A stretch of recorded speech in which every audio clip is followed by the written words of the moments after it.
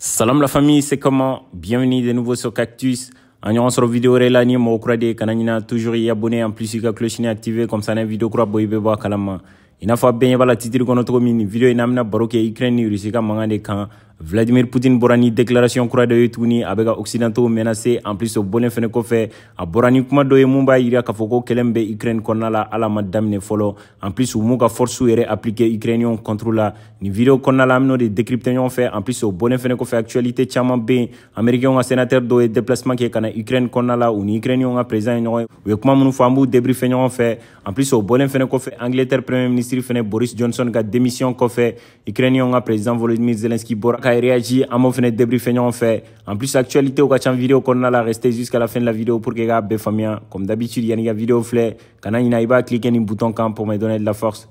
C'est parti pour la vidéo.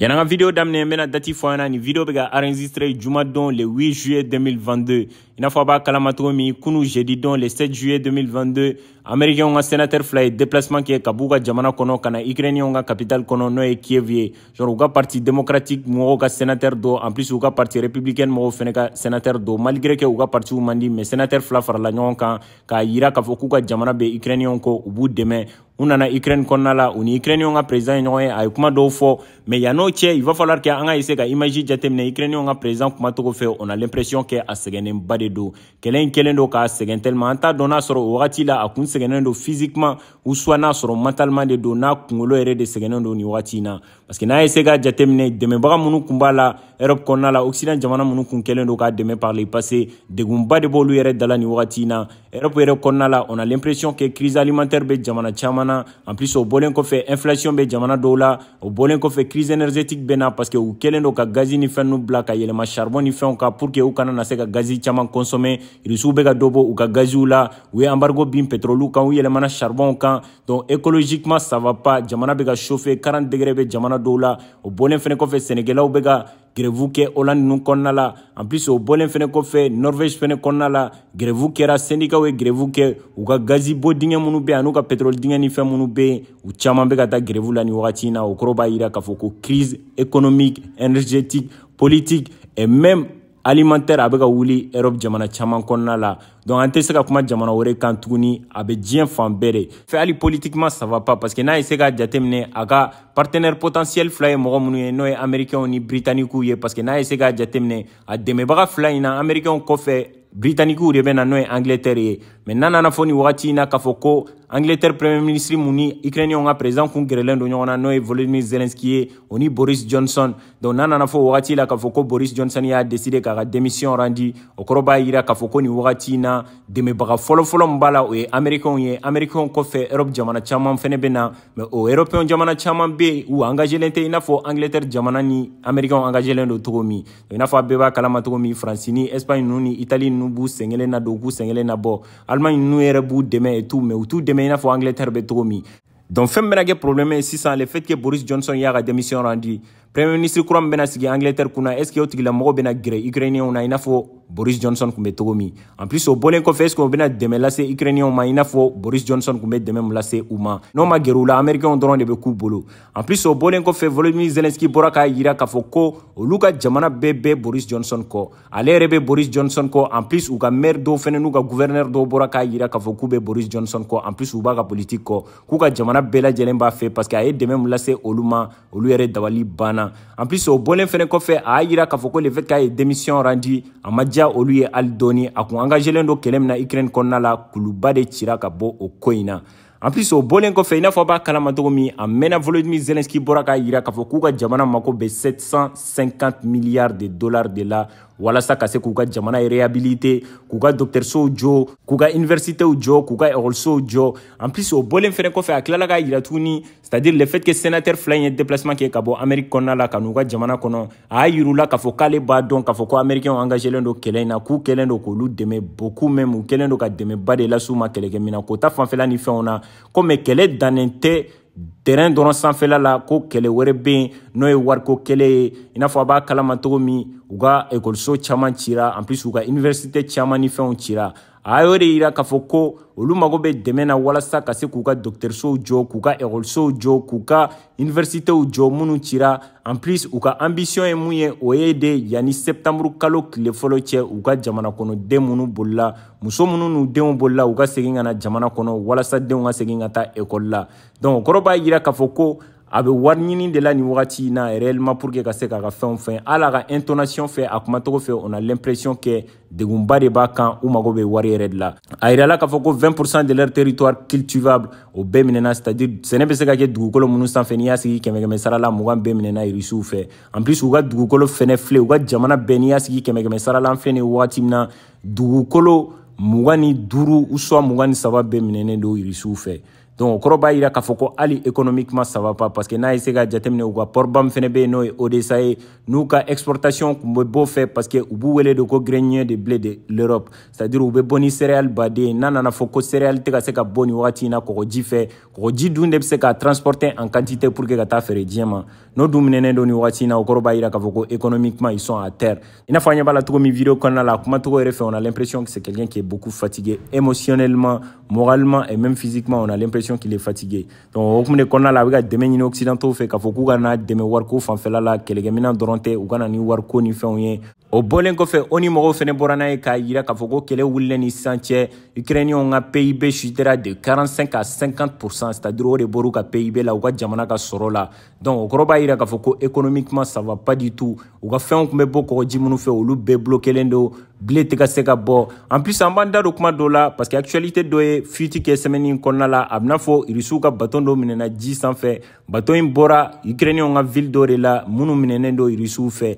a bɛna fɔ baton in mɛnna ye a kɛra mɔgɔw kɔnɔ k'a fɔ ko irisiw tun bɛ ka charger de port la blé la ka bɔ n'a ye ka sɔrɔ ka taa feere diɲɛ ma donc a bɛna fɔ baton in selen Turquie u y'a décidé ka baton in bloquer blé b'a kɔnɔna la c'est des milliers de tonnes de blé donc o selen ye u y'a décidé ka bloquer irisiw y'a yira k'a fɔ k'olu ka blé de don u bɛ ka bɔ n'a ye ka taa di africains de ma donc ukrainiens fɛnɛ y'a yira k'a fɔ ko olu ka blé suyɛnnen de don a bɛna fɔ traci dɔw bɔra k'a yira k'a fɔ ko ukrainiens ka blé de don ko irisiw taara suyɛn de u bɛ fɛ ka bɔ n'a ye mais quand même turkiw ko k'u bɛ enquête kɛ k'a lajɛ réellement n'a sɔrɔ blé suyɛnnen de don c'est-à-dire alikama suyɛnnen de don ou pas bon maintenant an bɛna kuma Vladimir Poutine ka déclaration de kan kunu a tun bɛ ka discours dɔ kalan a ye kuma dɔ fɔ occidentaux ma en plus o bɔlen kɔfɛ a ye tilala ka kuma dɔ fɔ tuguni kuma min kɔnɔna la an bɛ se k'a bila an kunna réellement k'a fɔ ko kɛlɛ min bɛ ukrainiens fɛ yen a kɛlɛ yɛrɛ ma daminɛ fɔlɔ Vladimir Poutine ninnu ka objectif ye fɛn min ye a ma daminɛ fɔlɔ yɛrɛ genre a ka kuma kɔnɔna la a y'a yira k'a fɔ ko olu bɛ deli k'a mɛn occident jamanaw da u bɛ to k'a yira k'a fɔ ko u fo ka irisiw défaider c'est-à-dire fo u ka sebaya sɔrɔ irisiw kan de fo ukrainiens ka sebaya sɔrɔ irisiw kan de i n'a fɔ a b'a kalama cogo min a mɛnna wagati dɔ la n y'a expliqué ɲɛna k'a fɔ ko occident jamana ka dirigeant dɔw bɛ yen u bɔra k'a yira k'a fɔ ko irisiw man ka gagner en plus irisiw tɛ se ka gagner fɛnɛ fo ukrainiens ka gagner de en plus o bɔlen kɔfɛ f'u ka irisiw bila à terre de f'u ka irisiw lajigin f'u k'u fanga dɔgɔya de Vladimir Poutine ka kuma la ale y'a yira k'a fɔ ko wagati bɛ olu b'o kuma ninnu mɛn k'ale bɛ mun fɔ ko n'u bɛ fɛ k'olu défait n'u bɛ fɛ ka sebaya sɔrɔ olu kan n'u bɛ fɛ ukrainiens ka sebaya sɔrɔ olu kan ko occident jamanaw ka essayer u kana kɛlɛ kɛ olu fɛ o de la u b'a dɔn réellement fɛn min bɛ yen donc o hukumu de kɔnɔna la mɔgɔ caman y'a yira k'a fɔ ko réellement k'a bɛ ka occidentaux dalakɔrɔbɔ k'u kana kɛlɛ k'u fɛ le moment que occident jamanaw bɛ k'a yira k'a fɔ ko fangaba tɛ irisiw la a tun bɛ mɔgɔw kɔnɔ k'a fɔ ko fanga min b'u la o fanga t'u la donc n'a nana fɔ ko nin wagati in na Vladimir Poutine ko n'u bɛ k'a fɔ k'u bɛ se olu la n'u bɛ k'a fɔ ko f'u k'olu défait fo ukrainiens ka sebaya sɔrɔ olu kan k'u kana na dan kuma ma u ka essayer u ka na tester k'a lajɛ réellement fɛn min bɛna bɔ a la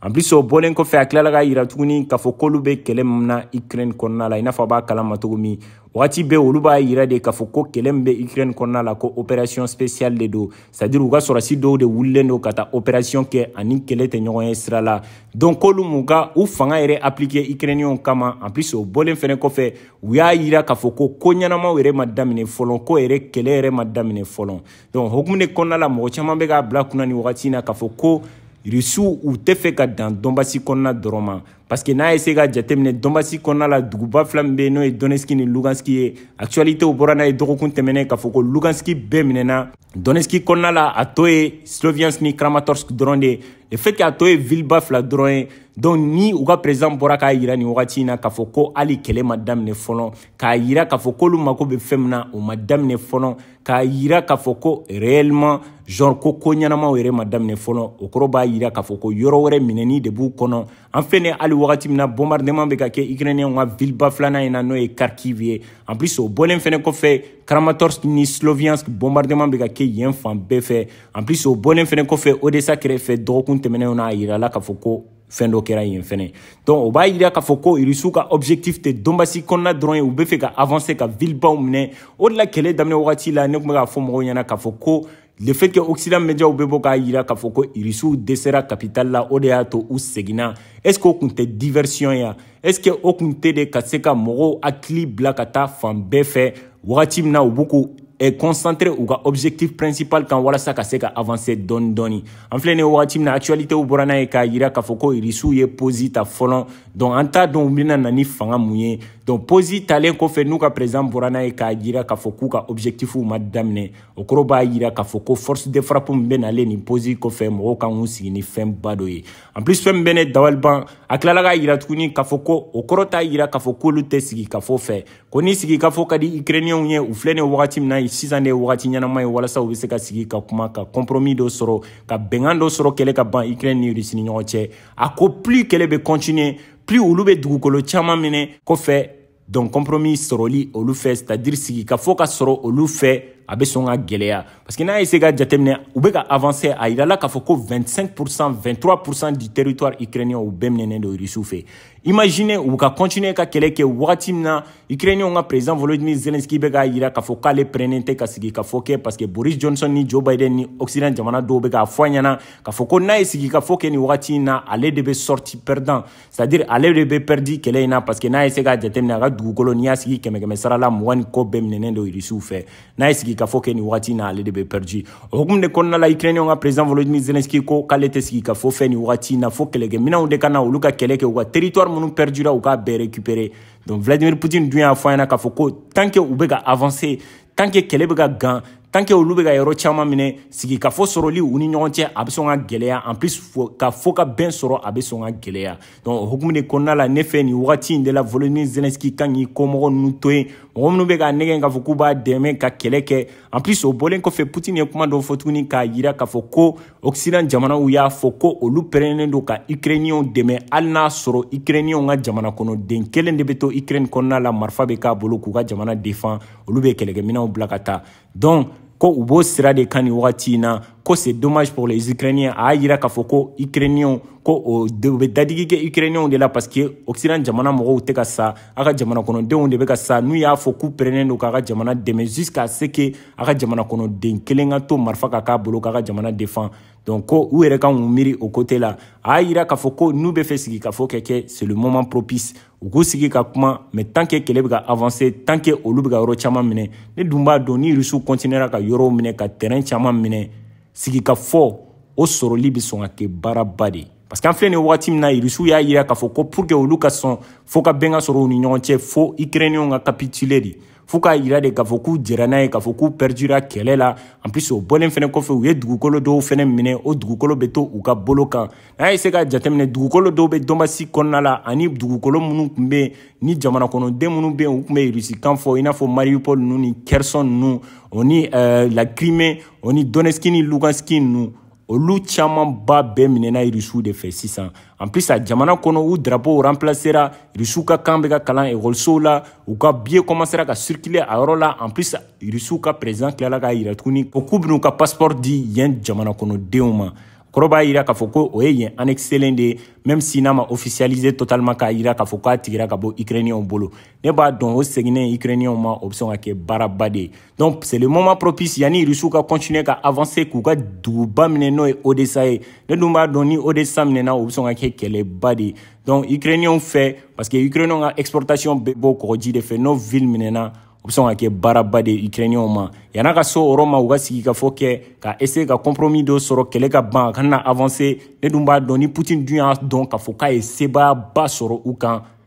réellement ka compromis sɔrɔ a bɛ sɔn ka kɛ baaraba de en plus o bɔlen kɔfɛ parti dɔw fɛnɛ bɛ yen il va falloir k'an ka kuma o kan i n'a fɔ a b'a kalama par le passé de la ka expliquer an ɲɛna k'a fɔ ko jamana dɔw bɛ yen n'u b'a wele ko Kaliningrad jamana yɛrɛ tɛ ville dɔ de don Rusiw ka ville de don mais a encerclelen don autant jamanaw de fɛ c'est-à-dire Lituanie ni Pologne kɛlen don ka jamana in encercler mais Rusiw ka mara de bɛ a dugukolo in kan en plus Rusiw ka kɛlɛkɛminɛn baden de b'a kɔgɔji sanfɛ parce que a kɔgɔji tɛ ja waati min na ni kɛlɛ wulila u ni OTAN mɔgɔw ni ɲɔgɔn cɛ Rusiw bɛ se k'u servir Kaliningrad la pour que k'u ka missile lancer o yɔrɔ ninnu na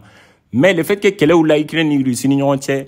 Union européenne mɔgɔw y'a décidé ka sanction bin Rusiw kan o hukumu de kɔnɔna la transit mun tun bɛ kɛ ka bɔ Russie kɔnɔna la n'u bɛ produit dɔw ta ka bɔ Russie kɔnɔna la ka taa n'a ye o dugukolo in sanfɛ o tigira Rusiw o tigira Lituaniens fɛ parce que u y'a yira k'a fɔ ko Union européenne mɔgɔw y'a yira k'a fɔ ko transit tɛ se ka kɛ bilen ka bɔ Russie kɔnɔna la ka tɛmɛ Union européenne jamana dɔw fɛ o kɛlen Rusiw bɔra k'a yira Lituaniens na k'a fɔ k'u ye ko min kɛ n'u m'a dabila u sigilen tɛ ni ko min ye u b'o sɔrɔ en plus o bɔlen fɛnɛ kɔfɛ nin wagati in na autant jamanaw sirannen don ani Union européenne jamanaw sirannen don o ni Pologne précisément parce que n'a essayé ka jateminɛ corridor dɔ de bɛ bɔ Biélorussie ka tɛmɛ Pologne ni Lituanie fɛ n'u b'a wele ko Suwalki dugukolo dɔ de don mais a bɛ Polonais ka mara de kan o dugukolo in Rusiw tun bɛ tɛmɛ o de fɛ u bɛ Biélorussie traverser ka tɛmɛ o corridor in fɛ n'u b'a wele ko Suwalki ka tɛmɛ n'u ka produit ye donc le fait que Lituanie ye sira da u ɲɛ sisan u tɛ se ka transit kɛ ka tɛmɛ o fɛ u b'u référer au parti in de fɛ walasa ka se ka kɛlɛ dɔw wuli yen ka yen déstabiliser ka tɛmɛ n'u ka produit ye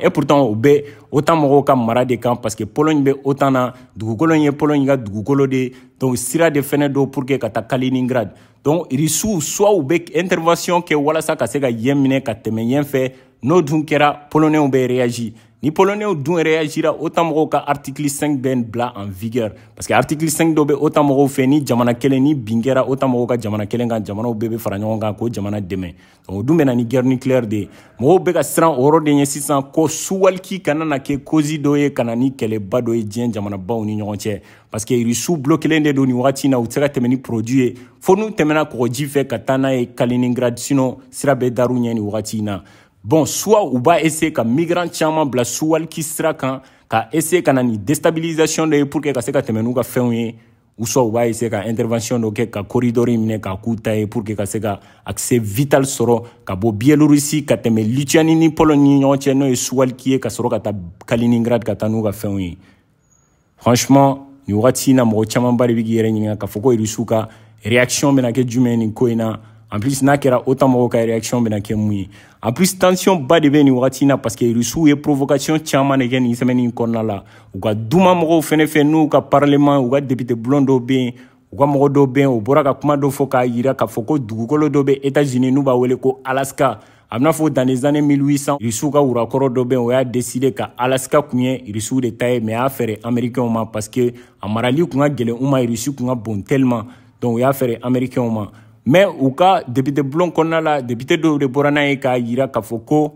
olu de ta ye Alaska ye donc ko a minɛni ko b'u kɔnɔ Alaska fɛnɛ gouverneur bɔra k'a yira k'a fɔ k'olu pɛrɛnnen don ko ni Rusiw pɛrɛnnen don k'u kana minɛ ko marifaw b'olu bolo olu ka militaires bɛ yen ko k'a essayer k'u bɛ yɔrɔ in minɛ et tout franchement nin wagati in na le monde réellement se dirige vers une guerre froide Américains ni Rusiw bɛ ka ɲɔgɔn jaabi Américains yɛrɛ mankan dara dɔɔni en plus occidentaux mankan dara dɔɔni depuis wagati min na Boris Johnson ni G7 jamana président dɔw y'a essayé ka dɔ fɔ Poutine ma Poutine bɔra k'u jaabi fo ka n'a bila bi la u ma kuma fɔlɔ kɛlɛ bɛ terrain de sanfɛ Rusiw kɔni bɛ ka avancer Donbassi kɔnɔna la u bɛ ka gagner terrain sanfɛ